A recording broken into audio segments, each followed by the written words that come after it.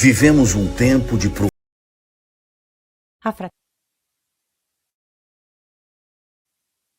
A fraternidade é Web Rádio Fraternidade. É a Web Rádio Fraternidade, a nossa ferramenta de paz. Alcançando ruas, campos e cidades, com amizade, amor, muito mais. É a Web Rádio Fraternidade, a nossa ferramenta de paz. Levando o Consolador a toda parte, com amizade, amor, muito mais.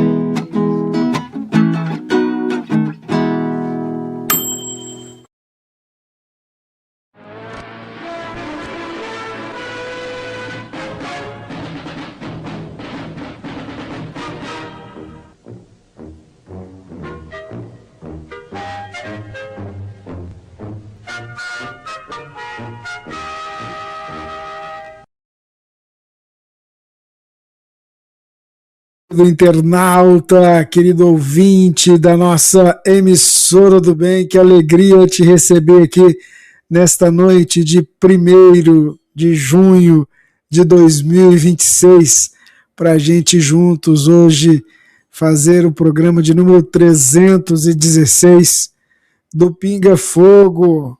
A Divina está chegando aqui já já para nos ajudar no programa, mas é muito bom receber você aí, internauta espalhado pelo Brasil e pelo mundo, e eu vou chamar aqui para a tela nossos queridos Jorge e Sâmia. Sejam bem-vindos, queridos amigos. Bem-vindo, Rubens. Elahá também. Estamos todos juntos novamente aqui. E que possamos agradecer a Deus e ao Cristo. E eu quero dar uma boa noite especial a todos os nossos internautas que estão aqui hoje também.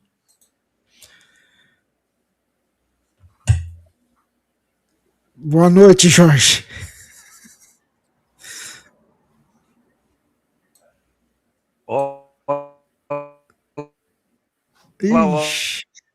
Olá, boa noite. Ixi. Destravou? Não. Respira fundo, vai devagar, pausadamente. Vai. É que eu mexi aqui. Eu estou na Federação Espírita e o computador aqui está muito lento. Eu consegui fazer a proeza hoje de sair do IBGE e esquecer minha mochila.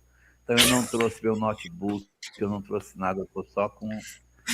Eu consegui fazer. Mas vamos lá, vamos esquecer a mochila. Boa noite, Sâmia! Boa noite, Rubens! Boa noite, meus queridos companheiros do Pontal do Paranapanema! Boa noite a turma de Presidente Prudente, de Adamantina, boa noite, Hétori. Boa noite, meus queridos companheiros da cidade de Paraguaçu Paulista. Boa noite, Severino. Boa noite, Silvia. Boa noite aos companheiros de Presidente Epitácio. Boa noite, Silma. Sejamos todos muito bem-vindos. E uma boa noite muito especial para a Séries, que foi quem organizou a atividade no Pontal do Paranapanema. Boa noite para todos nós. Sejamos todos muito bem-vindos a mais um episódio do Pinga Fogo. Hoje, nesta versão aqui na Federação de Rondônia, usando o computador da casa. Mas nós começamos tudo aí, né? O número 1 foi aí. Foi aqui. Foi aí. Só que mudou. Antigamente, atrás tinha umas flores, né? Uhum. Aí fizeram uma reforma, tiraram as flores, abriram uma janela e botaram uma cortina agora que fica aqui. Aí ninguém sabe mais que estou na federação, mas é aqui, Federação Espírita. Só quando, você agora falou, né? Agora todo mundo já vai saber que é federação aí. Quando vê essa cortina aí atrás. Então vamos lá, vamos para o nosso Pinga Fogo. A Divina está chegando. para se juntar a nós aqui para fazer o programa, eu queria convidar a gente para a gente fazer a nossa prece.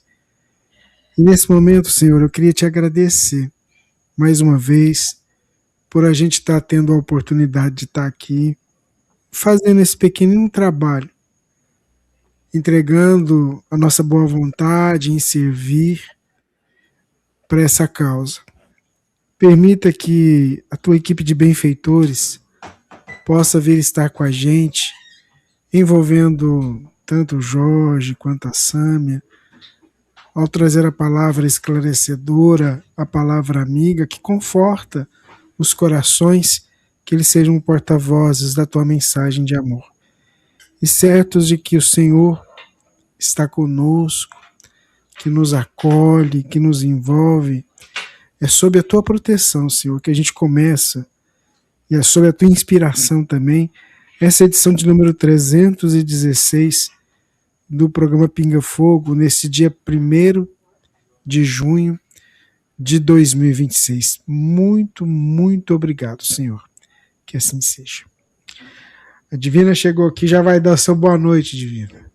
Boa noite, Sâmia. Boa noite, Jorge. Boa noite, queridos irmãos, queridas irmãs. É uma alegria a gente estar aqui para somar com esse trabalho tão maravilhoso que é o Pinga Fogo, na Web Rádio Fraternidade. Muito bem.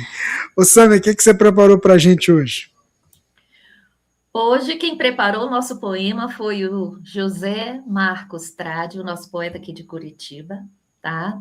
E ele nos traz um poema que foi inspirado na mensagem de Lázaro, que está no Evangelho segundo o Espiritismo, intitulada O Dever. Vamos conhecer, então, o poema. O dever, aguilhão da consciência, bravura da alma e servo da razão. É o berçário do amor e resistência às voragens e ardis da tentação. Guardião virtuoso, nos ensina a grandeza dos puros corações. É perene conquista que ilumina as horas tortuosas das paixões. Abraça nos teus dias a concórdia, a cisânia é quimera monocórdia e acorde dissonante na jornada. Dever é lei de Deus na consciência, da voz divina sua quintessência e laurel a virtude conquistada. Obrigada em nome dele. Bacana. Ele é muito bom, gente. Ele é muito bom. Tem gente que tem inspiração, assim, que escreve um negócio assim, né? Ele é muito bom. Ele é muito bom. Ô, Sâmia, o que a gente pode falar?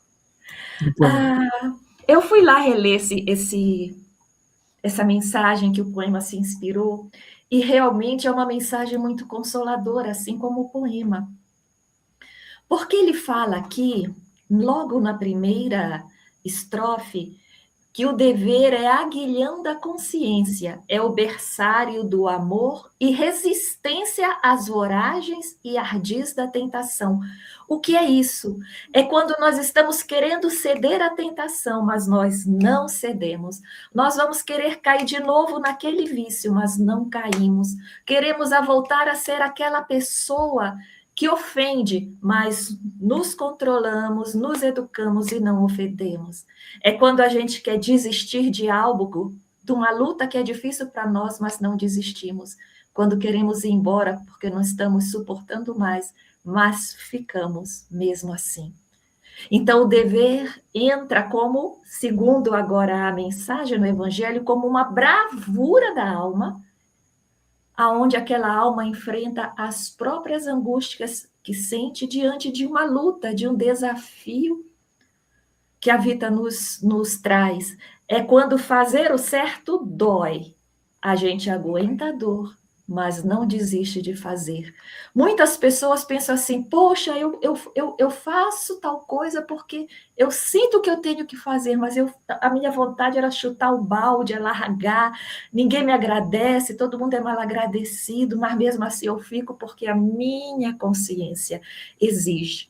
E às vezes a gente ouve isso na casa espírita, mas eu sei que eu faço sem amor, eu faço por obrigação, porque eu sinto. Ou seja, a pessoa se obriga por um dever moral. E às vezes a pessoa se culpa. Então o Evangelho vem nos consolando e dizendo, mesmo que você sofra, mas você tem o livre-arbítrio para desistir e não desiste, de ir embora, mas não vai, isso também é amor.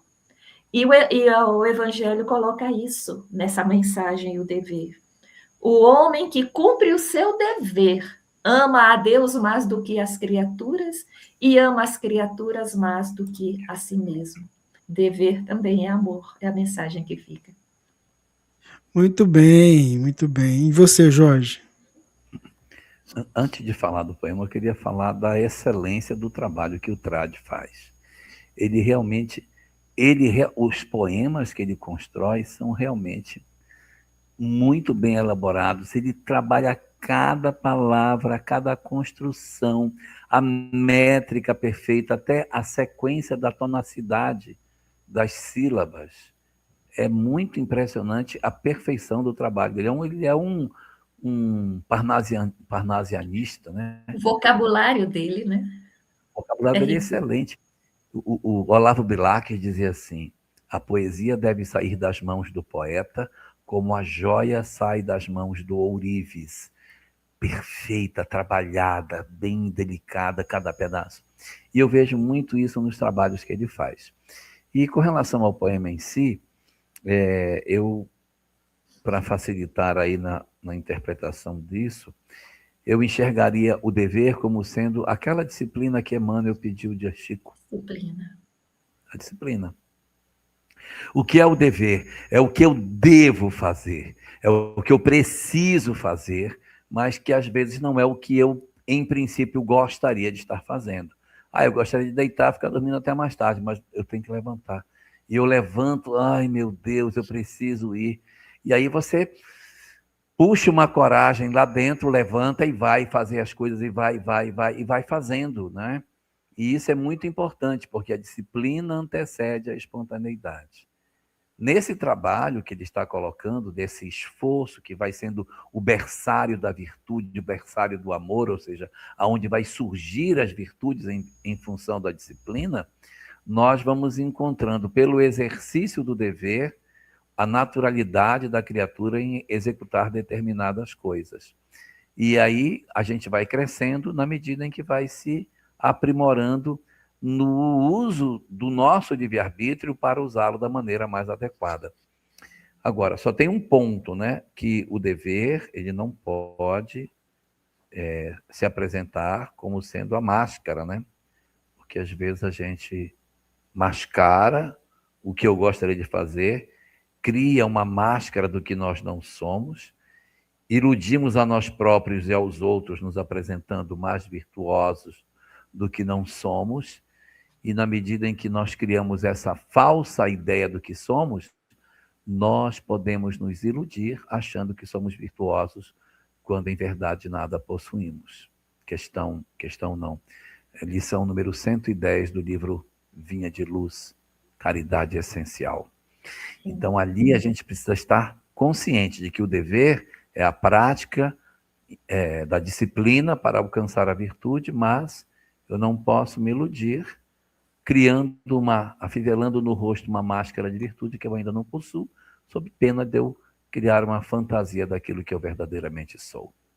Muito bonito poema. Trad, parabéns. E parabéns pela volta de Ismália também. Tá bom?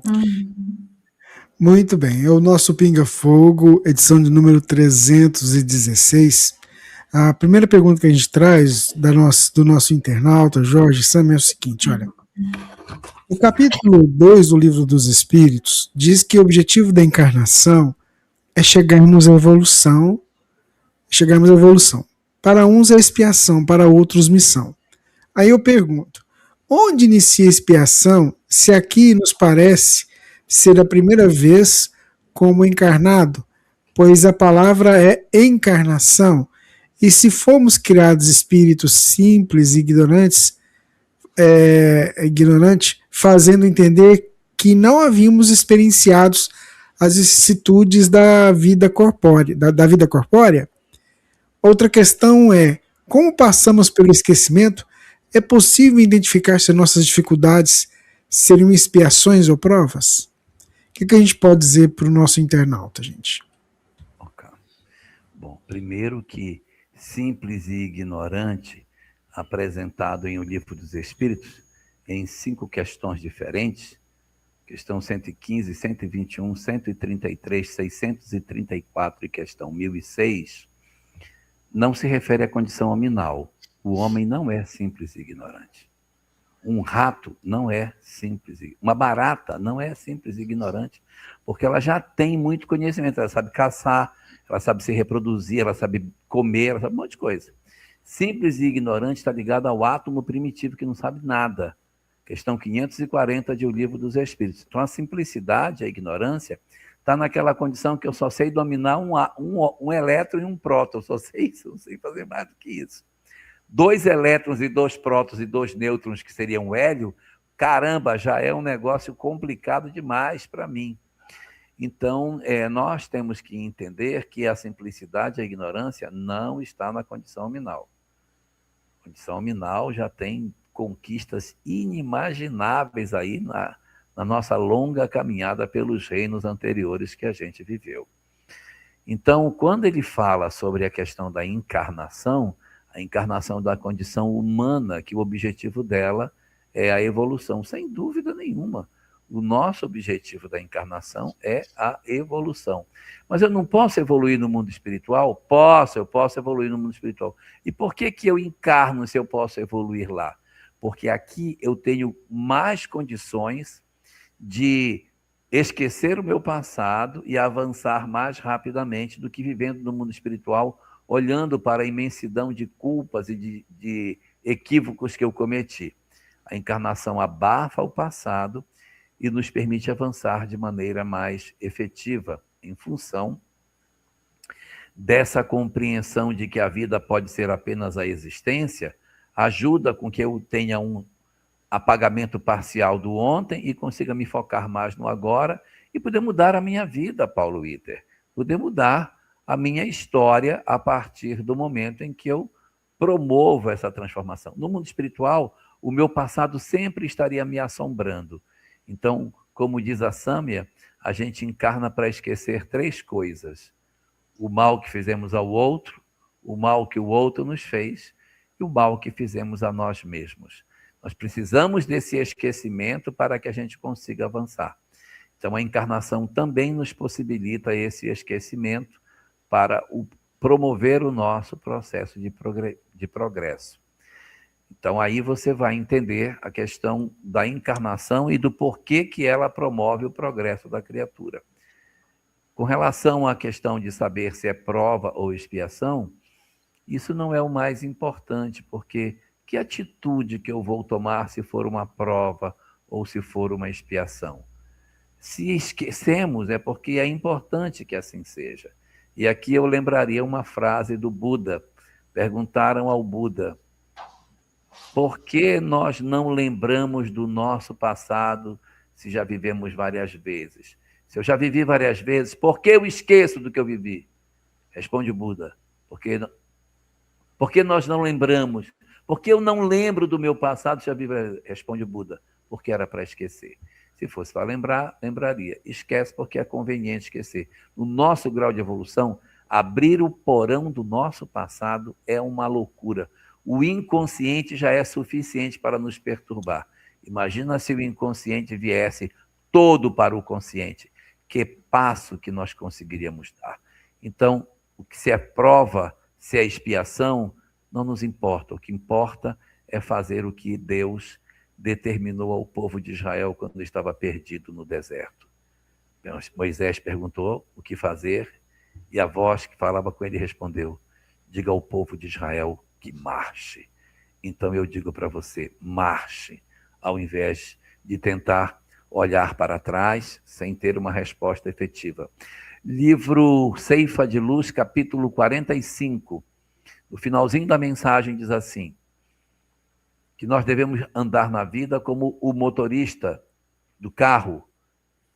Se o motorista do carro olhar só para o retrovisor, ele bate. Se ele não olhar para o retrovisor, ele também bate.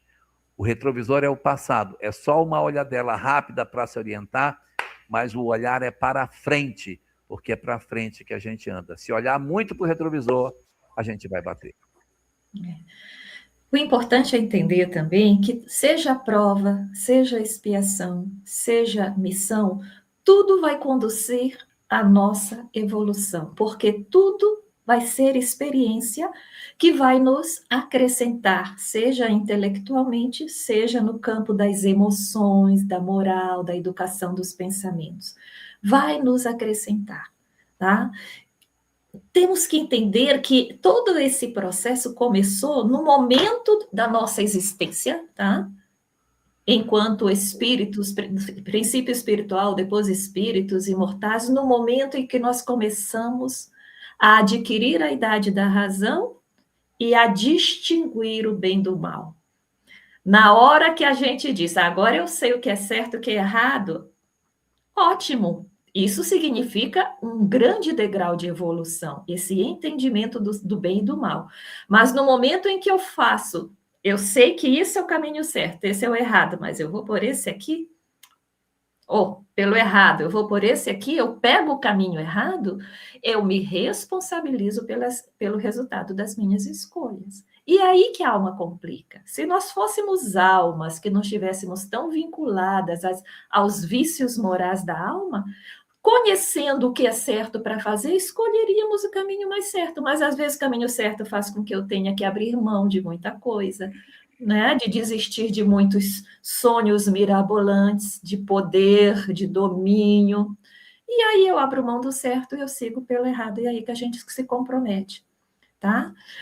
Então, a expiação, ela entra, expiação significa a purificação da alma, não é castigo. Ela entra como processo tentar recuperar aquela pessoa, aquele espírito que conseguiu se complicar no passado.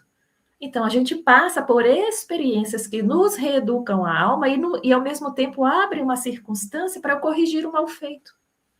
Às vezes de outra maneira, às vezes até tendo a oportunidade de fazer o bem e escolher o certo aonde antes eu fiz o mal e escolhi errado. Não necessariamente uma coisa desesperadora que vai nos acontecer. De tudo isso fica uma ideia. Deus faz tudo para que a gente caminhe adiante no processo evolutivo. Tudo para que seja o mais fácil, no sentido de menos sofrido possível.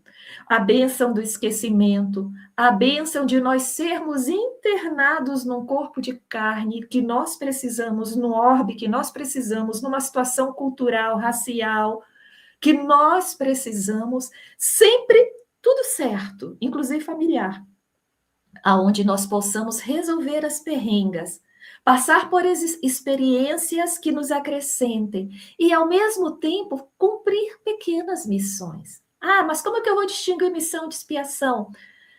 Quem está em missão não questiona. Por que isso está acontecendo? Por que eu estou aqui? Por que eu estou nesse desafio? Não. Ele ama tanto que ele faz sem questionar. Quando nós questionamos, reclamamos, sentimos aquela coisa meio revoltante, aquilo do poema, com vontade de sumir, mesmo que não suma e permaneça, então pode ser realmente uma provação do tipo expiação, ou seja, um processo que tem uma causa e que nós estamos sendo convidados a conviver com uma pessoa com quem nós não nos demos bem no passado, a passar por situações em que a gente sempre escolhe equivocado e agora vamos ter o desafio de nos manter ali, nos escolher a maneira certa, mas é algo que incomoda. A missão não incomoda. Ou vocês acham que uma Madre Teresa de Calcutá ficou, agora é tudo na minha costa, esse hospital todo para administrar, ninguém me ajuda? Não. Sempre serena, sempre feliz, e tudo ia acontecendo naturalmente. Olha, antes de passar para a próxima pergunta, eu quero mandar uma boa noite muito especial para o marido da Alessandra, que está nos assistindo nesse momento. Ela não disse o nome do marido dela, mas eu quero deixar um abraço muito grande para ele. É a Alessandra, cujo marido é químico. Eu não sei mais nada sobre ela. Um abraço para você, marido da Alessandra, e seja muito bem-vindo ao Pinga Fogo. Muito bem, Jorge. Vamos seguindo aqui. A Divina vai trazer para a gente a próxima pergunta. Eu queria mandar um abraço aqui para todo mundo que está ouvindo a gente pela rádio aqui. Eu fui olhar aqui o painel, até levei um susto. Tem gente de muitos lugares do Brasil e do mundo. Vai lá, Divina. É isso aí, muita gente mesmo, né, de outros lugares. A gente fica, assim, muito feliz com tudo isso, né, Rubens? Gostaria de saber sobre a construção das obras de Kardec. No que diz respeito às respostas dos espíritos, sempre que o Jorge coloca uma questão feita por Kardec, ele diz: os espíritos responderam. Como se desse trabalho, Kardec enviou perguntas a quais médiuns. De que forma? Por cartas, por telegrama? Quanto tempo levou esse processo? De onde eram os médiuns? Como ele os conheceu? Quanto tempo levou para esse processo? As perguntas foram enviadas todas de uma vez. Enfim, queria saber como foi o processo de construção do Livro dos Espíritos. Muito obrigado. Assisto bastante Pinga Fogo, toda semana. Então agora você vai fazer uma viagem no tempo, você vai lá, vai ver o Kardec fazendo um trabalho e vai explicar para a gente como é que foi o negócio. Brincadeirinha, Jorge. Olha, nós temos uma obra, essa obra até nem é mais editada, não sei porquê, mas é uma obra muito boa, chamada Espiritismo Básico, de Pedro Franco Barbosa. Nesta obra existe uma informação que eu encontrei lá, mas eu não encontrei assim com essa nitidez em outras obras. Lá diz o seguinte, que Allan Kardec teria sido visitado por um personagem da história chamado Victorien Sardou, que era um teatrólogo muito famoso do seu tempo. E Victorien Sardou procura Kardec e entrega para ele 50 cadernos com perguntas e respostas já feitas. Se isso aí for exato, se isso aí for verdade, nós poderemos ter a conclusão de que ele já pegou um grupo de perguntas e respostas, ele não partiu do zero. Porque, olha, 50 cadernos de pergunta e resposta é resposta pra caramba. Ó. Eu fico imaginando o Kardec pegando aquele, se fosse eu ia rasgar o livro todinho e botar assim, ó, essa aqui é sobre Deus, sobre Deus, sobre Deus, sobre Deus. Essa aqui é sobre o Espírito, Espírito, Espírito. Eu ia começar a separar em caixa de sapato, dentro de coisa, para organizar aquele mundo de perguntas que tinha. Então, se isso aí foi assim, ele então partiu de um contingente razoavelmente grande de perguntas para o início do trabalho, o que é bastante razoável que tenha sido. Ele não começou preparando as perguntas, vou fazer a primeira, agora vou fazer a segunda. Ele deve ter recebido um material de um grupo que já existia antes, mas que não conseguia arrumar esse material todo. E aí você pergunta como é que ele fazia, quem era, como é que foi isso? Ele recebe esse material e ele precisa checar o que está certo, o que está errado, como é que ele vai fazer. Então, ele precisava de um método, e é esse método que Kardec usa que dá a grande legitimidade para o material que Kardec produziu. Porque as pessoas dizem assim, mas vocês dão muito valor para Kardec, ele foi só um professor, nem médio direito ele era para vocês ficarem com essa coisa em cima dele. Na verdade, o que dá o valor da obra de Kardec é a técnica que ele usou para construir os livros. O que ele fez? Ele criou uma revista chamada Revista Espírita. Nessa revista espírita, ele botava as perguntas e soltava para os assinantes. Os assinantes recebiam essas revistas nos mais diferentes países, nas diferentes cidades da França, e de posse dessas perguntas, eles se manifestavam. Olha, aqui na minha cidade, um espírito também disse a mesma coisa. Aqui não disse. E ele juntava e usava um princípio que ele criou chamado universalidade dos ensinos dos espíritos. Uma mesma questão, quando ele colocava, ela teria que ter uma resposta pelo menos aproximada, semelhante.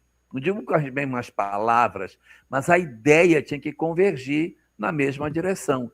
Cada pergunta de O Livro dos Espíritos não é uma pergunta feita a um médium, é uma pergunta feita a vários médiuns de vários países que ele diz, olha, convergiu, então eu vou colocar na obra. O que acontece com isso? Tem coisas na Revista Espírita que nunca aportaram na obra básica. Por que não aportou? Porque não convergiu. Tem textos, muitos textos de Kardec, as pessoas pegam na Revista Espírita. Olha isso aqui que Kardec escreveu na Revista Espírita. Sim, isso daí, qual é o problema? A Revista Espírita era balão de ensaio, meu filho. A Revista Espírita era o lugar onde ele testava as ideias. E de posse das respostas, ele dizia, realmente deve ser isso mesmo, ou não deve ser, porque não convergiu. Foi usando essa estratégia que ele foi compondo os livros. Então, se nós encontrarmos alguma coisa dentro da Revista Espírita que não apareceu na obra básica ou que nos pareça estranho, não nos assustemos. É isso mesmo. A Revista Espírita era para isso mesmo, era para testar as informações e ganhar convicção pelas manifestações dos assinantes. Bom? Eu encontrei um material, já faz algum tempo, de uma pessoa que pegou as obras básicas e a Revista Espírita toda e começou a catalogar as mensagens e da onde elas surgiram, tá? Inclusive catalogando a quantidade por país. Eu vou citar só os países, tá bom? Para a pessoa ter uma noção de como abrangência. Abrangência, a universalidade dos ensinos em termos de planeta, tá? Então, da Europa, Kardec recebeu mensagens da França, Inglaterra, Escócia, Suíça, Ucrânia, Polônia, Portugal, Espanha, Itália, Suécia, Alemanha, Bélgica, Holanda e Áustria, e Rússia. Da África, Ilhas Maurício, Argélia, Guiné-Bissau, Egito. Da América, Brasil, Peru, Colômbia, Guiana e Cuba. Estados Unidos, Canadá e México. Da Ásia Oriental, recebeu da China. Do Oriente Médio, mensagens da Turquia, Síria e Israel, tá? Todas mensagens psicografadas, muitas estão nas obras básicas, essas todas estão ou nas obras básicas ou na Revista Espírita, tá? Ficou veiculada por muitos anos. Muito bem. Eu só sei que foi um trabalho danado, viu? Trabalhou muito. Vou te contar, a Divina até falou que trabalhou muito, né, Divina? Trabalhou, né? Muita pesquisa, muitos estudos, né? Comparação. Nossa. Chega à conclusão, né? Eu quero completar mais uma coisa. O Livro dos Espíritos, na primeira edição, tinha 501 perguntas. 501.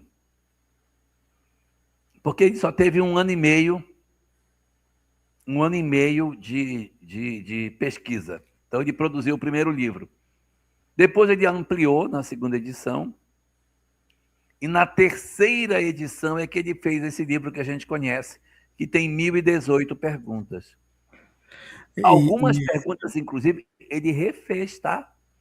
Tem perguntas do primeiro volume, da primeira edição, que na terceira foram revisadas. Por quê? Recebeu novas contribuições e concluiu que o texto que estava não estava completo, não estava correto, corrigiu. Muito bem, é o nosso Pinga Fogo, edição de número 316. A Divina já separou mais uma pergunta para trazer para a gente. Estamos perdendo trabalhadores para terapias holísticas, onde acabam se afastando. Gostaria que comentassem sobre isso. Obrigada. Passo para você, gente. Eu não pensei que a pergunta ia ser tão curta. Deixa eu engolir aqui. Olha, É fato que a gente hoje está vivendo em muitas buscas psicológicas das pessoas. Existe um apelo muito grande de um processo de autoajudificação da nossa sociedade.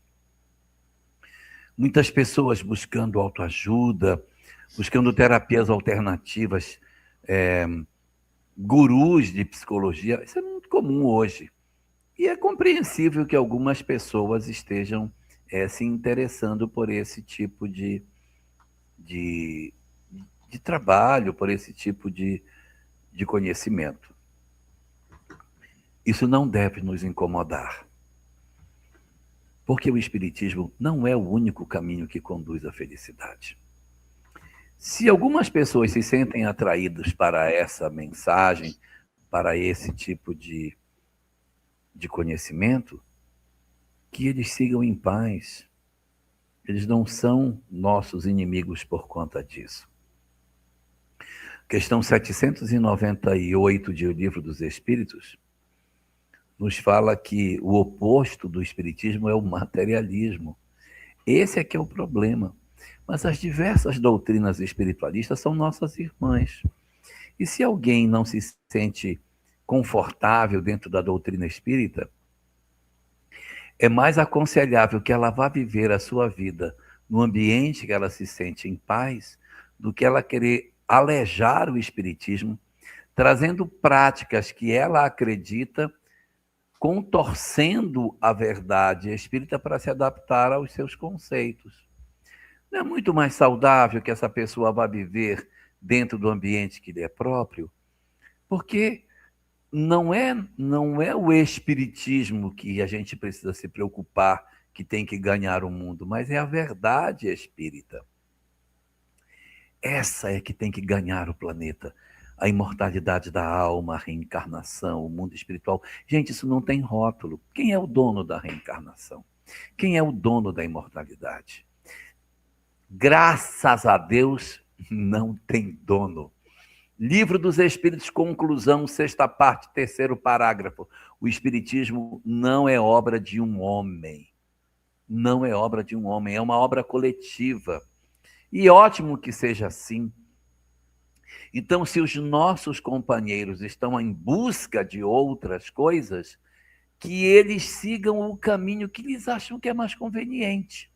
Esse é um primeiro ponto que eu queria abordar. O segundo ponto que eu queria abordar. Até que ponto que está fazendo os meus amigos saírem não será a chatice de como nós estamos organizando os nossos estudos muito rígidos, muito quadrados, com muitas exigências. Até que ponto o nosso estudo é acolhedor? Nós somos capazes de ouvir as pessoas sem impor, sem botar medo, sem ameaçar as pessoas. Porque às vezes nós podemos estar tendo uma visão enviesada do espiritismo, ameaçando as pessoas. Cuidado, hein? Vai para o umbral, vai sofrer. Com uma doutrina que não é consoladora, é uma doutrina aterrorizadora. Não é nosso propósito. Não é nosso propósito. Então, pensemos assim, as pessoas estão saindo. Primeiro, elas têm o direito de escolher o caminho que quiserem. Segundo, será que elas estão saindo porque nós estamos sendo pessoas que não estamos conseguindo organizar de maneira satisfatória a nossa casa para que ela seja participativa, inclusiva, que a gente consiga ter leveza nos nossos estudos, sem abrir mão dos princípios espíritas? Será que a gente está conseguindo fazer isso? Porque, de repente, o problema pode estar do lado de cá e não do lado de lá. E, assim, o nosso papel é fazer, gente. Nosso papel é que as coisas aconteçam. É dentro de nós, é o prazer de formar. Se eu formo pessoas e elas depois vão para outra, que vão, que sigam, mas que não percam o laço da espiritualidade, que não percam a conexão com esse espiritual que a gente hoje tem a chance de estudar. Que eles sigam seus caminhos e que nós reflitamos até que ponto nós não estamos contribuindo para que eles estejam fazendo este movimento de saída. Excelente, Elahá. É a questão do livre-arbítrio que precisa ser respeitado.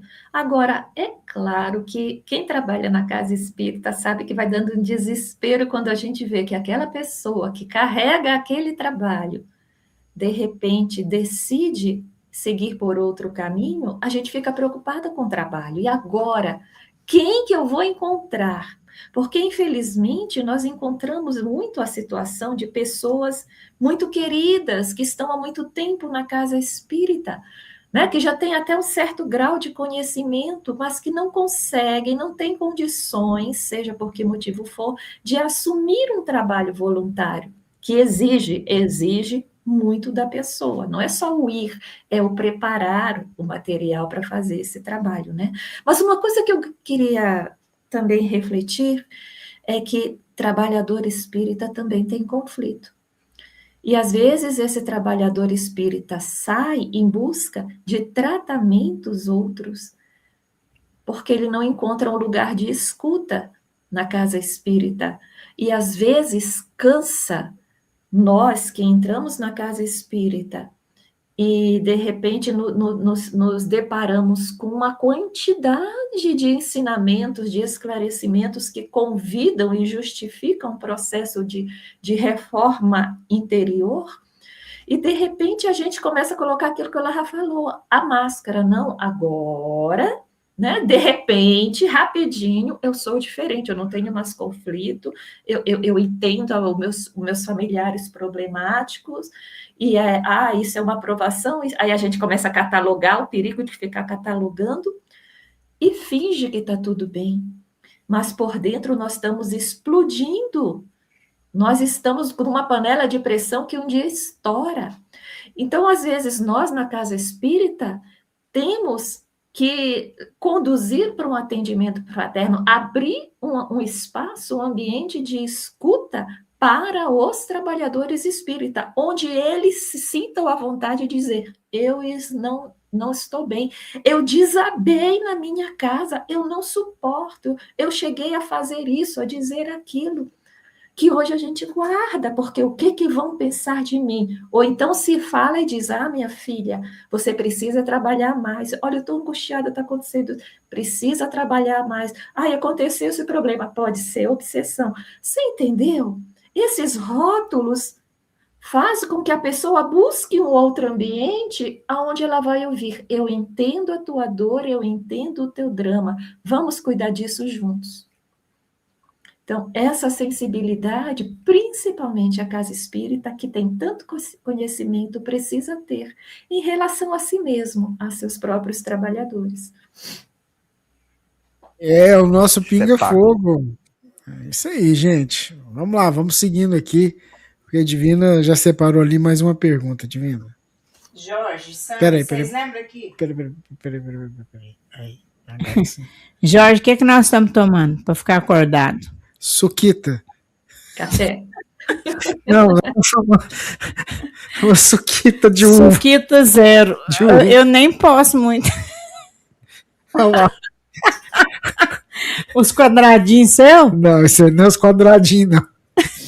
Gente, meu Deus do céu. Não sigam esse exemplo, gente. Vocês apagam. Ai, ela Jorge. perguntou o que é que nós estamos tomando. Fazia um tempão que eu não vi Já isso tem aqui. um Ó. bocado aqui. É mistério. Tá certo aí, tá vendo? O que a Sâmia tá tomando? O que é a Sâmia que você tá tomando? Água. Mistério. A Sâmia que tá mais certa. Mas vamos lá, você vai, a Divina vai trazer pra gente. Foi só para acordar, gente. Vamos lá, Divina. Então vamos lá. Pronto, jantei. Vamos continuar. Numa família onde a mãe, os tios, o avô são a avó, no caso aqui, a avó são narcisistas, qual o papel do filho espírita? Na psicologia, o filho é encorajado a se afastar, mantendo-se próximo, acaba sofrendo. O que fazer? Muito bem, gente. Ó, eu só vou fazer uma propaganda antes de você falar assim. O livro Pinga Fogo, o primeiro livro, traz muita coisa, mas pode falar, Jorge. Eu acho que essa me responde melhor que eu. Ele colocou praticamente toda a família como narcisista. Primeiro, eu queria fazer um pedido. Vamos tomar cuidado quando nós falarmos em narcisismo, tá? Narcisista todos nós somos, porque narcisista é aquela pessoa que, de certa maneira, aprendeu a se amar, a se apaixonar por si. Então, num pequeno, é normal. Agora, o transtorno narcisista, a gente só pode usar esse termo se a pessoa foi diagnosticada oficialmente por um psiquiatra, por um psicólogo, com o transtorno narcisista, porque isso é muito sério. O que está acontecendo hoje em dia, não estou falando que é o caso, né? Apesar de a família toda, mas o que está acontecendo é de jovens dizendo: a minha mãe não deixa eu ir para a festa, ela é narcisista. O meu pai me exige isso e aquilo, ele é narcisista. Sabe? A minha esposa adora fazer compras caras. Ela é narcisista. Então, virou o nome da moda. Então, a gente tem que tomar cuidado. Mas uma coisa é muito clara aí, né? Essa pessoa sofre na família. Para todo lugar que ela se vira, pais, mães, avós, ela encontra pessoas que a fazem sofrer com o seu modo de ser. Nós não sabemos detalhes, né? E ela coloca a orientação que é dada pelos profissionais em relação ao narcisismo, que realmente, em diagnosticando o transtorno narcisista, que tem variantes, tá?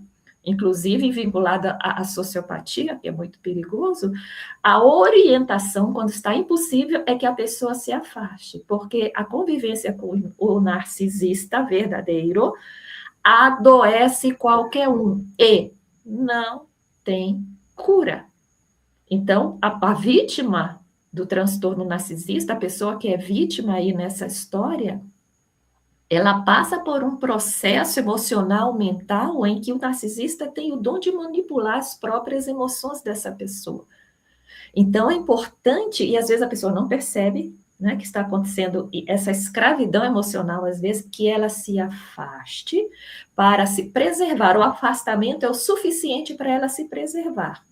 Então, se é um parente, você não precisa perder o vínculo, mas se for possível, não more junto. Isso é o essencial, tá? Então, se o diagnóstico for esse, sim, isso é o melhor a fazer. Mas o importante é começar a primeiro, buscar ajuda profissional para entender, porque a sua situação é muito diferenciada. Perceber se é isso mesmo, ou se existem outras coisas vinculadas aí, como, por exemplo, o processo de influência espiritual. Né? Essa live aqui é espírita, então o conselho que eu consigo ver, que ela com certeza vai enriquecer, tá? É que primeiro você não tente fazer um diagnóstico, só pense assim: eu estou vinculada às pessoas com que eu tenho grande dificuldade, o modo de ser, isso em A me faz mal, isso em B me faz mal. Buscar ajuda para compreender isso, você, não adianta querer carregar, porque narcisista nunca vai reconhecer, se for o caso. Você vai, busca ajuda profissional e busque ajuda no centro espírita. Entre peça o diálogo, o atendimento pelo diálogo. Peça para colocar o nome dos seus familiares e o seu no atendimento da casa espírita. Eles não vão lá, mas você vai representando-os, fazendo esse tratamento espiritual, tá? Para que você seja auxiliado no seu lar nessa reharmonização. E veja o que é possível você rever. Se você não está com uma ideia, em alguns casos, pré-concebida em relação a alguém. Muitas vezes o tom de voz de alguém nos incomoda, mas é o jeito da pessoa. Aí a gente já rotula, entendeu? Eu acredito que você tenha narcisistas envolvidos na história pelo sofrimento que você demonstrou aqui, colocando todos os envolvidos, mas pode ser uma outra coisa também envolvida, que você vai precisar de auxílio profissional para conseguir ver. e aí decidir o que fazer. Use o bom senso, se apoie na oração para que você não se precipite. Bom, a Samia já colocou aí a parte do diagnóstico feito por nós que somos leigos, mas eu queria somar algumas questões. Vejam, eu não estou querendo dizer que isso acontece no caso que a gente está trabalhando. Mas, assim, quando nós temos uma leitura de que todo mundo a meu redor está errado e eu sou o único certo, levanta-se a hipótese de que nós possamos ser, na verdade, o elemento problemático do grupo. Eu não estou dizendo que seja. Eu conheço casos em que o avô bebe, o pai bebe, o irmão se droga, o outro irmão se droga. Todo mundo na família tem um adoecimento psíquico. Está travado, Samia? Você está falando normal, só a imagem que travou. Voltou. Voltou, tá. Então, eu conheço casos em que a família inteira é adoecida, mas você consegue identificar que são, porque a pessoa diz, é alcoólatra, é usuário de drogas, ou seja, você tem uma visão nítida de que ali existe um adoecimento. Às vezes a pessoa sofre cobrança da família. Levanta, vai trabalhar, você tem que... E a pessoa, na verdade, é o elemento destoante da família e, por isso, existe uma pressão de todos os lados. Então, eu quero salvaguardar primeiro a possibilidade de que o problema esteja do lado de cá, antes da gente considerar que esteja do lado de lá. E aí, admitindo que seja isso mesmo, o problema está do lado de lá, não somos nós os motivadores do problema. O que você colocou na própria pergunta e, ao mesmo tempo que a Samia já reforçou, o afastamento, não a ruptura, mas esse distanciamento, ele é muito importante para que você mantenha a sua lucidez, senão você vai ser devorado pelo narcisismo dos outros, pelo adoecimento do outro, vai arrastar você a um processo de um enlouquecimento. Então é preciso que se preserve. Só que, aí que vem o ponto importante que eu queria destacar. Não é um distanciamento do tipo, vão para o inferno vocês todinho, tá doido? Porque se eu entrar nesse padrão de pensamento, eu não vou ajudá-los, porque eu estarei num mecanismo de rejeição. O ideal é entender, para o meu bem eu preciso ir, eles são doentes. Então eu tenho que me preservar, eu vou orar e tenho que manter a lucidez para que eu não caia no quadro da mágoa, da raiva, do ódio, senão eu acabo garantindo uma vinculação muito forte com esses espíritos, mesmo eu já tendo saído de casa por uma questão de sobrevivência emocional. Então pense nisso também, tá? Para que quando você estiver afastado, não seja também um afastamento emocional, que seja algo para você respirar melhor e orar com frequência por todos eles.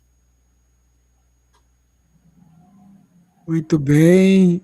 O Jorge congelou, mas o áudio tá bom, viu, Jorge? Tá bom. Eu tô vendo que eu tô me vendo congelado, coitadinho. Mas o áudio tá bom. Vamos continuar, então. A Divina separou ali mais uma pergunta e vai trazer para a gente, Divina. A pergunta é: sempre trabalhei na casa espírita.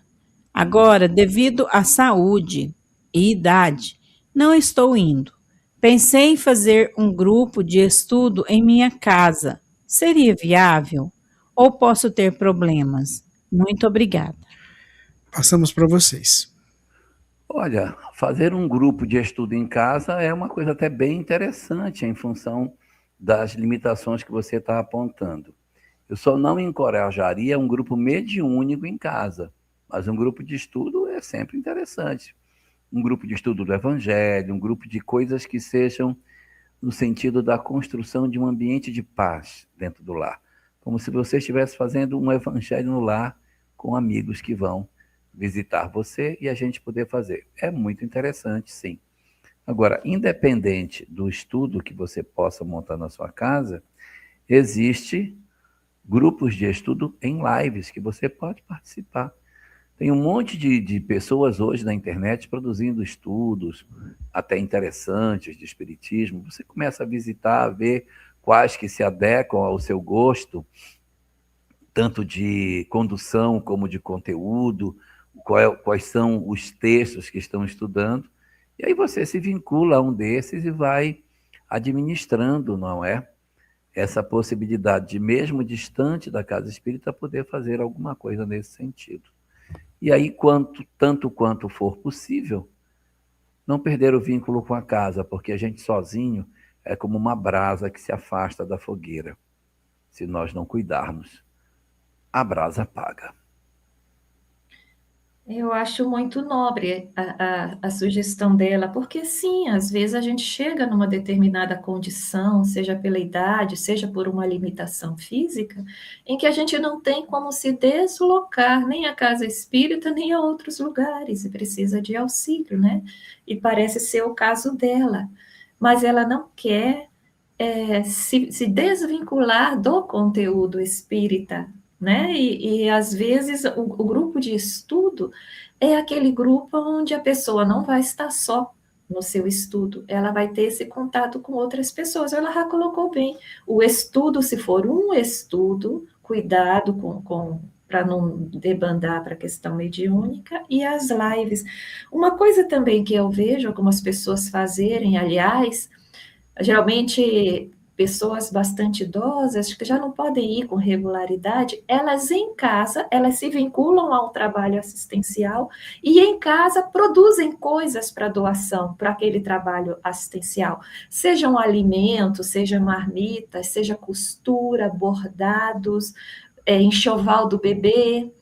Então, as pessoas faz o sapatinho em casa e manda, né? E manda, e está sempre em contato. Ó, pessoal, consegui fazer mais uma dúzia de peças. Quem vem aqui buscar, está sempre nesse contato, até porque hoje a internet permite isso. E a casa adora. Eles muitas vezes dizem, tem fulano que faz isso. Tem Beltrano que faz sapatinhos de recém-nascido maravilhosos, de tricô, de crochê. Tem outro que costura tais peças nas suas casas. Então, tudo isso é válido, minha irmã. Muito bem. Eu até sugeria que esse grupo de artesanato poderia até se reunir na casa dela para fazer esse sapatinho. Sim, tudo isso. Reúnem aqui para a gente fazer. Né? Mas vejam bem, o objetivo também de quando nós nos reunimos para produzir juntos, tá? É que no momento da produção exista todo esse ambiente fraterno. Então, a gente também tem que tomar cuidado se a gente não vai separar o grupo, não. Eu vou ficar no centro, não, mas eu vou para a casa do fulano, isso não criar um pouquinho de confusão, tá? Tudo isso tem que tomar cuidado. Mas é válido também montar um grupo, até com pessoas não espíritas que podem ir para lá e ajudar a fazer o trabalho. Essa reunião do pessoal do artesanato pode ser num dia que o grupo não reúna no centro. Sim, nada que queira concorrer. Muito bem, gente. A próxima pergunta aqui que a gente recebeu, até eu vou fazer ela aqui. Cadê ela, hein? Rubens. Continua congelado.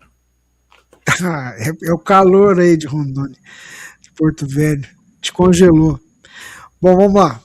Se a pessoa venceu o vício do cigarro, ainda encarnado, depois de 15 anos veio câncer de pulmão e o desencarne, a doença ajudou a pessoa, ajudou a pessoa, será que ela foi para tratamento no plano espiritual? Aí a nossa internauta identificou que é a mãe dela. O que a gente pode dizer para ela? É que a gente não pode afirmar nada. Porque existem pessoas que, durante a existência física, elas desenvolvem um tipo de doença qualquer. E quando desencarnam, surpreendentemente, transferem-se para o mundo espiritual sem a doença. Por quê? Porque trabalharam o psiquismo de tal maneira que elas dizem assim, não, essa doença aqui não é minha, essa doença é do corpo, quando eu for embora, isso aí vai ficar no corpo. Então, quando desencarna, desembaraça-se do corpo sem as mazelas que o corpo possuía. Isso acontece em alguns casos, isso é plenamente possível, como uma borboleta que sai do casulo e deixa o casulo para trás e ela não tem nenhuma conexão com a crisálida que ela abandonou. E, ao mesmo tempo, nós temos situações em que as pessoas elas se condicionam aos seus defeitos físicos, às suas limitações físicas que a idade pode ter trazido, ou um acidente, ou alguma coisa congênita que ela porta, e ela chega no mundo espiritual com a mesma enfermidade que ela tinha do lado de cá, ela leva para o lado de lá. Então, ambas as situações podem acontecer. Podem acontecer. Agora, é muito importante que se observe que existem pessoas que, independente de se transferirem para o mundo espiritual com algum adoecimento, por exemplo, no caso da sua mãe que fumou, o fumo não é a única dimensão que a sua mãe tem. A sua mãe não era uma pessoa que só fumava, ela era mãe também, né? Então ela deve ter tido outras dimensões. Ela foi avó, ela foi mãe, ela cuidou, ela era assim, foi professora, não foi, fez isso, fez aquilo. Então, existe, meu Deus, uma infinidade de dimensões que todos nós possuímos. E nas outras dimensões, quem era a sua mãe? Ela não era só fumante. Essas outras dimensões vão compor a grandeza espiritual dela para que, independente do fumo que ela pode estar levando para o mundo espiritual, ela tenha o concurso dos amigos que vêm buscá-la. Ela não é só fumante. Cadê o trabalho que ela fez, as coisas boas que ela realizou, o papel de mãe e de avó que ela exerceu? Isso também conta. E mesmo que ela chegue no mundo espiritual, que é uma possibilidade, ainda com resíduos da doença que ela teve aqui, os amigos estão lá para acolher. As circunstâncias de pessoas que estão no mundo espiritual em sofrimento e sem a perspectiva de ter um socorro são aqueles que verdadeiramente se abandonaram durante a existência na prática do mal. Recomendo a leitura do capítulo do livro A Luz do Consolador, uma mensagem chamada Os Segredos do Túmulo. Nas edições mais antigas era a página 142, aonde Dona Ivone do Amaral Pereira relata que as pessoas desencarnam medianamente bem, e as pessoas altruístas desencarnam bem. A Sâmia, que andou lendo sobre experiências de quase morte, tem algumas contribuições também a dar para nós sobre o estado que as pessoas ficam do lado de lá em relação aos que sofrem e aos que não sofrem do outro lado da vida nas experiências de quase morte. O que eu estou pensando aqui é que falar para essa filha que você, evidentemente você vai se preocupar, mas não se preocupe, porque sua mãe está muito bem. Uma pessoa que fumava, que trazia esse vício do fumo e que consegue parar de fumar, entra naquela questão do início, né, do poema O Dever. Ela se sacrificou muito. Ela queria fumar e não fumava. Tinha a tentação e não fumava. Isso é um engrandecimento para esse espírito que você não imagina. Você imagina, às vezes, que a sua mãe pode ter começado com esse costume do fumo em uma existência passada, onde era tão normal e até modismo, né, os homens e as mulheres fumarem, e que por isso hoje isso veio tão forte, e como foi mérito para ela conseguir vencer isso, e que essa doença pode ter vindo, porque toda doença que nos surge, a exceção, eu não estou falando assim, a vista falha por causa da idade, evidentemente o corpo falha por causa da idade, não vamos chamar isso de doença, mas doenças, como ela está colocando, ela surge por uma dificuldade da alma, que sua mãe pode trazer algum tempo também de existências passadas, tá? Mas ela conseguiu vencer. Agora, a doença, por que apareceu se ela deixou de fumar? Porque já estava no corpo espiritual esse reflexo. Quando o corpo espiritual trouxe isso para o corpo físico, a sua mãe deixando de fumar, o corpo físico já durante esse processo já estava se limpando daquilo, entendeu? Antes só estava no corpo, porque existe essa característica, o corpo e o físico, ele atrai para ele essa doença. Ele coloca isso para fora, e o corpo espiritual vai se limpando porque a soma já tinha deixado, então ela não realimentou isso no corpo espiritual. Tem muita chance de ela ter desencarnado bem. Agora, é natural, eu não sei como foi esse câncer, mas é natural que ela possa chegar do lado de lá, ainda com aquele mal-estar de um câncer que exige tratamentos muitas vezes invasivos. E sim, se ela chegar em alguma situação ainda, né, uma fraquezazinha por conta disso, se isso acontecer, ela já foi acolhida há muito tempo, tá? E como ela teve todo esse processo de reeducação, se ela sentiu algum reflexo no mundo espiritual, isso aí já deve estar sendo resolvido, se já não foi resolvido, tá? Sim, as experiências de quase morte mostram que são colocadas, né, e comprovadas por cientistas, as pessoas que sofreram experiências de quase morte, que tinham alguma limitação física, vamos imaginar, paraplégico, quando se desdobram na experiência de quase morte, elas se veem andando. Pessoas que têm dificuldades, que não conseguem enxergar, muitas vezes dizem que veem. Por quê? Porque o corpo espiritual está sadio, porque o corpo físico já absorveu aquela provação da pessoa é no corpo físico, mas como ela está crescendo espiritualmente, quando ela consegue acessar o espiritual e se vê, ela já se vê sem aquela doença. Tá? Então, sempre lembremos, a doença é do corpo físico. Nós só continuamos doentes no mundo espiritual se nós continuarmos alimentando as emoções, as perrengas que fazem o nosso corpo espiritual continuar doente e não se curar nessa experiência curadora que é a encarnação na Terra. Muito bem, Sâmia, Divino. O Jorge caiu, tá sem imagem, deve estar tentando resolver o problema técnico lá. Então, enquanto ele tenta resolver o problema técnico, deixa eu trazer uma divulgação aqui dos nossos amigos lá de Santa Catarina. Deixa eu pegar aqui, deixa eu ver. Isso, o 15º Seminário Espírita Catarinense, promovido pelos nossos amigos lá do Secal, né, da TV Secal, os nossos parceiros. A gente vai ter a presença da Ana Guimarães, do Cosme Massi, do Jorge Alahá, do Raul Teixeira, da Sâmia e a Thaís Serratini. Dia 13 de junho de 2026, das 8 às 20 horas, na Luz da Esperança, um novo amanhecer. Está aí na tela as informações pelo Simpla, ou então no WhatsApp do Antônio, tá certo, gente? Então fica aí, um abraço para os nossos amigos lá da TV Secal. O Sam, então nós vamos fazer a pergunta para você. O Jorge está voltando aqui.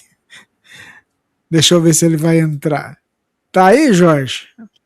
Eu tô. Deixa eu desligar aqui. Pronto. Muito bem. Estou pelo celular agora.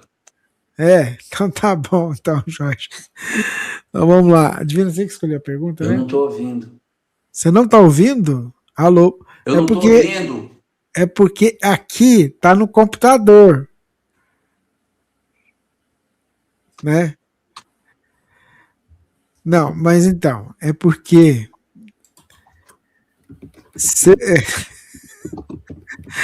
gente, ao vivo é assim mesmo, né? Vamos ver o que o Jorge está fazendo aí. Agora você está ouvindo? Agora eu estou ouvindo. Agora você está ouvindo. Então tá bom. Menos mal. Eu estou ouvindo por um e a imagem está pelo outro. Isso. Vai ter um delay. Entendeu? Então você vai ficar doido. Mas, Dino, faz a pergunta. Antes eu queria comentar, a Sêmia estava falando algo muito interessante, né? que enquanto a gente não faz essa cura, né, nossa, por dentro, a gente não consegue sair de certas situações. E o capítulo 5 do Evangelho, né, que nos traz consolo, né, das provas, né, que às vezes a gente precisa passar, ou como provas, como bênção, né, e se a gente fizer essa aceitação, né, dessas provações, não sem lutar, né, mas querendo a nossa melhora, a gente vai se libertar, né, Sâmia? Se libertar dessas amarras, né, que nos prende. Exatamente. A verdadeira vida é a vida espiritual. O nosso verdadeiro corpo é o corpo espiritual. Veja o nosso corpo físico como um templo, que nós temos que agradecer a Deus, mas é um templo provisório, é um local onde nós, espíritos, conseguimos muitas vezes nos curar das nossas amarras, das nossas sombras interiores aí. Tá? Então, o nosso objetivo é a cura do corpo espiritual. É verdade. Aqui na pergunta é o seguinte: queria saber quando morrem os avós, os pais, se eles reencarnam, quando eu morrer, não vou encontrar eles novamente? Você entendeu? É interessante essa pergunta, porque a gente sempre fala, a gente sempre comenta que muitas vezes as pessoas elas estão chegando agora na doutrina espírita, ou nem são espíritas ainda, né? E é muito bacana a gente ver perguntas assim, que vão ajudar a esclarecer quem está chegando agora, quem está acompanhando. Passo para vocês. De fato, deixa eu desligar aqui. Pronto, acho que melhorou. Ou tá com eco?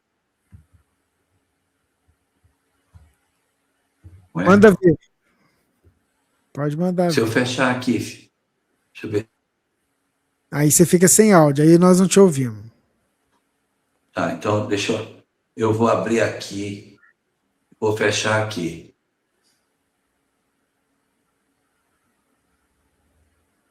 Não, aí fica sem áudio. Então meu áudio tá vindo só por um lado. Isso. Rapaz, que confusão isso. Tá, eu não tô conseguindo. Eu vou de repente eu saio, vou entrar, quando a Sâmia responder, eu entro de novo. Eu posso ir falando, então. Ah, tá. Pronto, responde, que é o tempo que eu... Essa dúvida, na verdade, é um medo que muitas pessoas que estão entrando no espiritismo têm. Nos grupos de atendimento ao luto também aparece quando as pessoas que vão lá é porque perderam uma mãezinha, um pai, e que começam a entender a questão dos renascimentos, a pergunta que vem: eu estou agora com muito medo da minha mãe reencarnar antes que eu desencarnar, e eu vou me desencontrar dela, né? Mas com o tempo as pessoas vão compreendendo e perdendo esse receio. Nós temos muito a ideia, que às vezes até os filmes colocam, dessa coisa da pessoa desencarnar e, puf, já pula para a barriga de alguém, já no fim do filme já estão renascendo noutra pessoa. E a coisa não é bem assim. Não é necessária essa pressa toda. Veja bem, quando nós desencarnamos e vamos para o mundo espiritual, não existe tempo pré-definido para nós renascermos, varia de um para outro. E nós fomos para o plano espiritual, que é a nossa verdadeira pátria. Então, pensem assim, é lá que eu tinha que ficar, mas às vezes eu preciso vir para cá. Lá eu quero, aqui eu preciso. Então, a gente só vem quando não tem jeito para nós.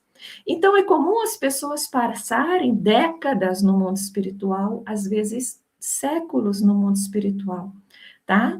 À exceção daqueles espíritos que, por algum motivo, precisam renascer logo, por uma questão de tanta confusão que eles têm para resolver, que não dá para ficar no mundo espiritual, é quando o renascimento funciona como um pronto-socorro de urgência, de emergência.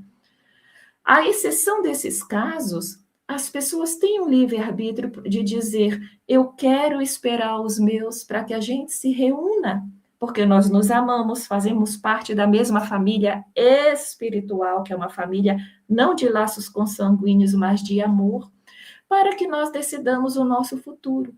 Então, no normal da vida, não há necessidade de ter esse medo.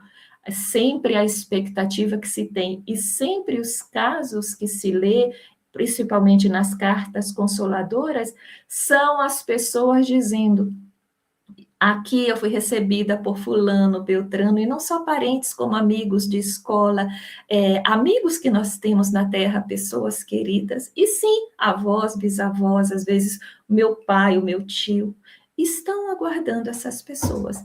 É possível desencontrar? É, mas mesmo que seja possível, aí vai ter que ter um motivo para a pessoa renascer logo, esse desencontro também é provisório.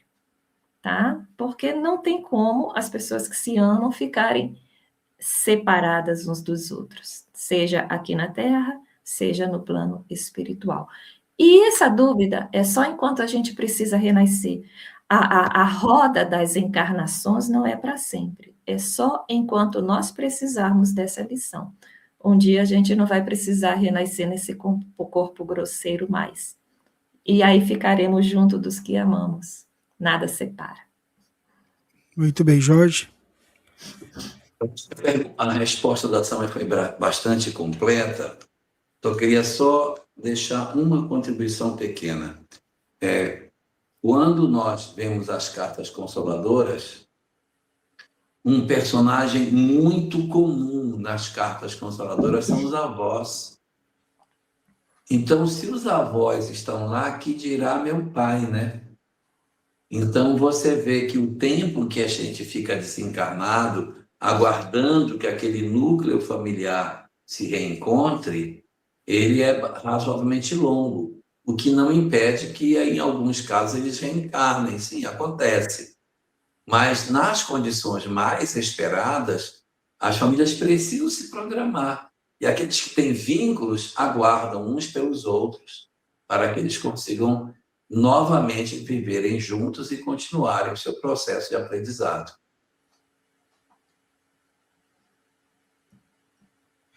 Muito bem, Jorge, Sâmia, Divina. Vamos seguindo aqui com o programa. Divina, traz para nós mais uma pergunta, por favor. Por favor, o corpo de meu irmão está em coma induzido. O espírito está sofrendo? Pode estar dormindo? Ele sabe o que está acontecendo? Está próximo do corpo? Várias perguntas. O que a gente pode dizer numa situação como essa, Jorge e Sâmia? 3 situações podem estar acontecendo. Situação número 1. Ele pode estar lúcido, o que é muito comum. Porque quem está doente é só o corpo, o espírito está saudável. E aí eu olho para alguém em coma e aí eu tenho a percepção equivocada de que o espírito também está em coma. Não, muitas vezes o espírito está liberto, ele está andando, está se comunicando, está assistindo o que o corpo atravessa. Nessas circunstâncias, conversar com ele é muito importante. Porque como ele está lúcido, ele ouve, percebe e absorve as preces e as conversas que se fazem sobre ele. Esta é a situação número 1. Agora vou falar da situação número 2. A situação número 2 é exatamente o oposto da primeira. As crenças que o indivíduo tem, a crença de que ele é apenas o corpo, de que ele não é o espírito, condicionam o espírito a achar que quando o corpo está enfermo, é ele que está enfermo. Quando o corpo está em coma, ele está em coma. E nós vamos encontrar situações nas quais espíritos acabam adormecidos junto com o corpo pelas crenças que eles têm. No livro Nosso Lar, no capítulo que trata sobre as guerras Acho que é o 42 e o 43 e o 24. Depois vocês confirmam se é isso mesmo. Nesses capítulos, os espíritos contam uma história interessante de que eles estariam vindo da Polônia para fazer um trabalho de socorro de soldados que teriam morrido na guerra. Aí, na hora lá da conversa, nossa, que legal, hein? Vocês foram para a Polônia, que bacana. Ganharam diária internacional para ir lá fazer o trabalho, que bacana. E aí os espíritos dizem, não, o trabalho na Polônia é muito mais difícil do que o trabalho daqui. Porque os brasileiros, de uma forma ou de outra, eles trazem a ideia da imortalidade da alma em função das várias religiões cristãs que o Brasil possui. Na Polônia, uma quantidade grande são materialistas. Então, quando o soldado morre, a gente quer tirar o espírito do corpo, não consegue. Ele está preso no corpo, ele acha que ele morreu, então ele fica ali. Não, amigo, vamos. Estou morto, vai embora. Né? Por quê? Porque ele não tem uma compreensão exata do que teria acontecido. Então, veja, nesta segunda situação que pode estar acontecendo com o seu irmão, ele pode estar dormindo junto com o corpo. Em que situação isso aconteceria? Quanto mais desconhecimento espiritual ele tem, maior a possibilidade. E não por castigo, mas por um reflexo condicionado do condicionamento mental que a pessoa vem vivendo durante tantas décadas. Situação número 1, ele está desperto. Situação número 2, ele está dormindo. Mas eu disse que eram 3. Situação número 3 é o meio termo das duas. Ele nem está desperto e nem está disponível. Ele está confuso. Ele está tonto. Ele acha que está dormindo. Ele não entende o que está acontecendo. Ele está vivendo dentro de um ambiente como se estivesse num sonho. Quando nós vemos o capítulo 1 do livro Memória de um Suicida, o que acontece com o Camilo Botelho no capítulo 1 é isso. Ele diz, eu acho que eu estou sonhando, mas eu acho que eu estou acordado, eu volto para o cemitério, eu volto para a minha casa, eu estou cego, mas eu vejo, eu não entendo como é que eu sou cego e eu vejo, ou eu não estou vendo, ou eu estou vendo. Eu estou morto ou eu estou vivo? O que está acontecendo? Aí eu volto para a sepultura, aí eu volto para a minha casa. Então, é essa dinâmica que acontece quando a gente está nesse meio termo entre a lucidez e o adormecimento. Então, para seu irmão, 3 possibilidades podem estar acontecendo: sono, desperto ou confusão. Nos 3 casos, a sua oração, você que parece tê-lo como muito querido, esse seu irmão, amá-lo muito, a sua oração vai fazer muito bem, porque a oração não é só um ritual, não é isso. A oração é um processo de conexão com o espiritual. Vocês não imaginam as equipes de desencarnados, especialistas, médicos, que estão nesses hospitais para tratar dos pacientes a nível espiritual, nas internações, para inspirar os profissionais, para promover a limpeza do ambiente, proibir que entidades malfazejas, brincalhonas, bagunceiras adentrem o hospital. E que, às vezes, a dificuldade dessa equipe espiritual é porque os encarnados não se sintonizam com o bem e acabam atraindo coisas negativas, mesmo naquele ambiente protegido. Então, a oração, ela permite com que a gente aumente, vamos dizer assim, o campo vibratório daquele ambiente. A oração pelo seu irmão pode funcionar como uma transmissão de energia, de fluidos que vão acalmá-lo, tranquilizá-lo. Ele vai perceber. Com certeza vai perceber, tá? Você pode também conversar com ele de uma maneira agradável. Fazer uma oração junto com ele, caso ele goste de alguma, um Pai Nosso, sei lá. Eu vou orar com você, meu irmão. Eu estou orando para que Jesus cuide de você. Tudo isso tranquiliza. E conversar com ele. Conversar mesmo como irmã, como uma amiga, para que ele se sinta seguro, tá? Mas amparar na oração. Porque independente de em que estágio ele esteja, se dormindo ou acordado, a oração em qualquer das 3 circunstâncias fará um enorme bem.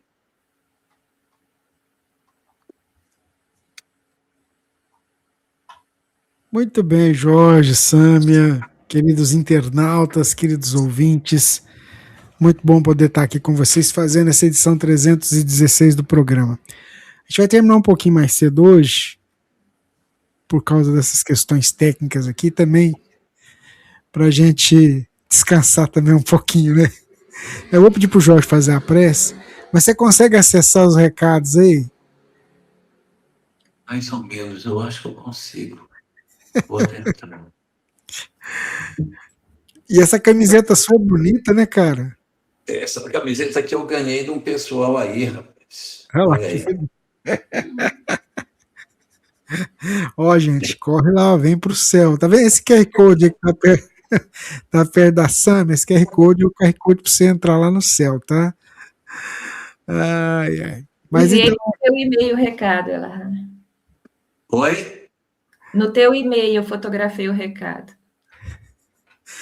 você tá no celular, tadinho. Ai, Aí não vai poder ler o e-mail. é verdade. Aí não. Então, Não, vamos mas fazer eu consigo ver os recados. Eu abri aqui. Só que eu não sei.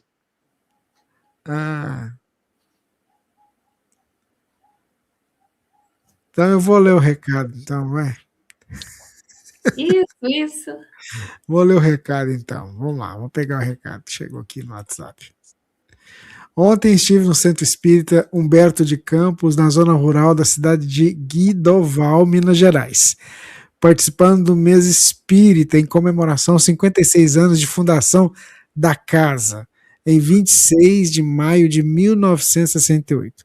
Gostaria que o Jorge Elahá enviasse uma mensagem de parabéns para todos os integrantes, em especial para a dona Conceição, sua fundadora que desencarnou com 90 anos. Então, quero mandar o meu grande abraço para os meus queridos companheiros do Centro Espírita. Humberto de Campos, de Guidoval, Minas Gerais. Boa noite, Guidoval. Dona Conceição, onde quer que a senhora se encontre, eu quero lhe dizer que o centro continua atuante. Que 26 de maio de 1968 marcou a abertura da casa. E até hoje o trabalho continua. Que Deus lhe abençoe, Dona Conceição. E que Deus abençoe todos os integrantes do Centro Espírita Humberto de Campos de Guidoval. Boa noite e feliz aniversário para todos. Essa noite tão especial que a gente hoje celebra a comemoração de passagem agora recente de mais um aniversário de fundação da instituição. Um abraço para todos. Muito bem. Então o Jorge vai fazer a prece agora. Muitas perguntas chegando, né? Muita gente também pedindo prece, colocando água para fluidificar. Então vamos aproveitar esse momento. Eu tenho certeza que o alto também aproveita para nos envolver e para nos ajudar. Com você. Então vamos orar.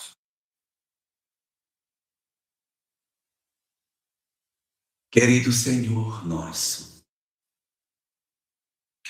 nós, os teus filhos, suplicamos as tuas bênçãos sobre os nossos lares, para que o teu amor visite o coração de cada um daqueles que nesta existência divide conosco a experiência doméstica. Envolve no teu amor todos os nossos familiares, Senhor. Os que se encontram doentes fisicamente, os que encontram-se acamados, aqueles outros que mesmo não estando na cama, estão experimentando males físicos muito profundos. Estende, Senhor, as tuas bênçãos sobre eles, sobre todos nós que vivemos neste lar, para que as nossas enfermidades, as nossas mazelas, dentro do merecimento que temos, que elas possam ser, de alguma forma, minoradas ou cessadas, a depender do mérito de cada um de nós. Te pedimos também, pelos adoecimentos mentais que vivem no nosso lar. Acerena, Senhor, o coração daqueles que conosco convivem, que experimentam os dramas da alma, dos que experimentam os quadros dolorosos da depressão, da ideação suicida, da síndrome do pânico, da ansiedade, dos múltiplos transtornos da mente, das angústias que atravessam tantos corações, nos impedindo a lucidez necessária para que tenhamos capacidade de dar bom cumprimento a tudo aquilo que nos comprometemos antes do nosso renascimento. Envolve os nossos familiares, Senhor. A todos nós, nos nossos adoecimentos psíquicos também, que nós sejamos envolvidos pela bênção do teu amor. E te rogamos também pelos nossos familiares doentes da alma, os que trazem processos obsessivos terríveis, processos de subjugação, de enlouquecimento, de perturbação espiritual, de fenômenos mediúnicos mal orientados, de assédios perturbadores de entidades infelizes que precisam tanto de amor para se libertarem do processo de sofrimento que atravessam e que impõem também aos outros. Que as tuas luzes de misericórdia, meu Senhor, estejam sobre os nossos lares, em que os nossos adoecimentos são de diversas ordens, físicos, psíquicos, espirituais. Acolhe-nos por misericórdia, dá paz aos nossos lares, afasta os conflitos, as brigas, as desavenças, as mágoas, os ódios, os desejos de ruptura, as feridas abertas, os planos de vingança, os dolorosos processos de ódio que atravessam as nossas histórias familiares, nos impedindo de verdadeiramente vivermos o que viemos aqui fazer. Abençoa nossos lares que clamam, Senhor, pela presença da paz, pela presença da harmonia, do amor. Ajuda-nos na noite de hoje, para que os nossos mentores tenham acesso às nossas mentes, para que consigam abraçar carinhosamente as entidades que ali se encontram, realizando o processo de socorro, de assistência e de orientação de todos esses que estão tão adoecidos que não percebem o quanto padecem e desejam impor aos outros parte do sofrimento profundo que possuem em suas almas. Amor para eles, Senhor. Que os nossos mentores possam promover esta noite a retirada do corpo de cada um de nós, para nos acerenar por dentro, para facilitar com que os nossos conflitos psíquicos se harmonizem, que nós consigamos ter mais lucidez e sejamos mais dóceis aos naturais desafios que a vida tem, que a fé, a confiança, a coragem, o sentimento do dever invada as nossas almas, nos permitindo mais serenidade e decisões com mais acerto. E por fim te pedimos que os nossos mentores estendam as suas mãos cheias de bons fluidos para que elas sejam impostas sobre as nossas feridas físicas, sobre as nossas mazelas, sobre os nossos adoecimentos físicos também, limpando os nossos corpos que refletem nossas almas, mas nos permitindo que nós nos restabeleçamos no propósito superior de aproveitarmos a existência para o bem de todos nós.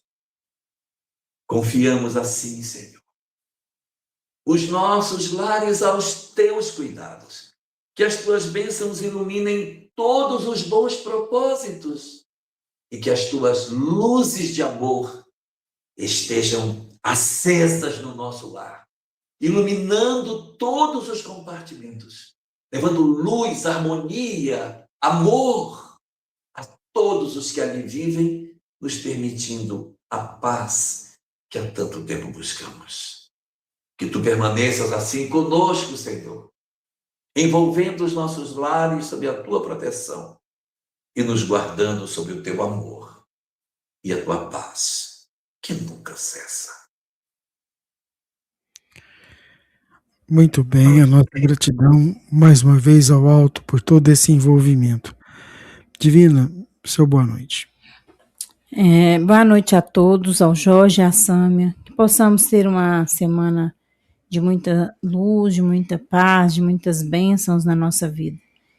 E se aquele probleminha aí que você está passando não está nas suas mãos resolver, não se desespere. Pense em Jesus, né? Pense que Ele pode estar conosco, nos fortificar, nos dar força para vencer as nossas dificuldades. Beijão. Muito bem. Sâmia, seu boa noite também.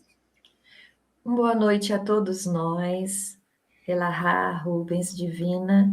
Boa noite a todos os nossos irmãos que estiveram aqui conosco. Gratidão e uma excelente semana para todos. Seu boa noite, Jorge. Boa noite para todos, que tenhamos uma noite de muita paz, tenhamos uma semana maravilhosa, de muita harmonia no lar.